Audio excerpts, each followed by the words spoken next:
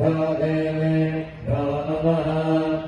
ॐ सर्वाभ्यो देवताभ्यो नमः।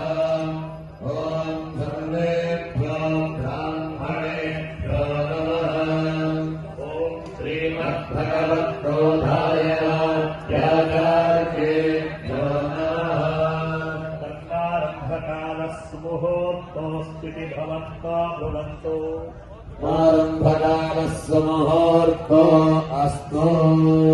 श्रीमद्विश्वावसुनाम संवत्सरस्य दक्षिणायने शरदृतौ कार्तीकमासे कृष्णपक्षे चतुर्दश्यां तिथौ भौमवासरयुक्तायाम् एवं गुणविशेषणविशिष्टायां पुण्यायां पुण्यकाले महापुण्यशुभतिथौ अद्य तृतीये दिने करिष्यमाण लक्ष्मीनारायणहृदयमन्त्रहोम पुरुषसूक्तहोम श्रीसूक्तहोम ललितासहस्रनाम हवनाङ्गतया विहितम् आदौ निर्विघ्नेन परिसमाप्त्यर्थम् महागणपतिपूजाराधनम् करिष्ये।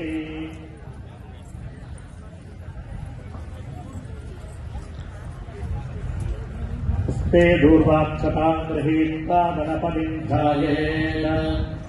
ॐ विघ्नेशविधिमास्तण्डपिन्द्रेन्द्रोपेन्द्रवन्दिता नमो गणपते तुभ्यं ब्रह्मणस्पते श्रीमन्महागणपतिं ध्यायामि। ॐ गणानां त्वा गणपतिं हवामहे कविं कवीनामुपमश्रवस्तमम् ज्येष्ठराजं ब्रह्मणा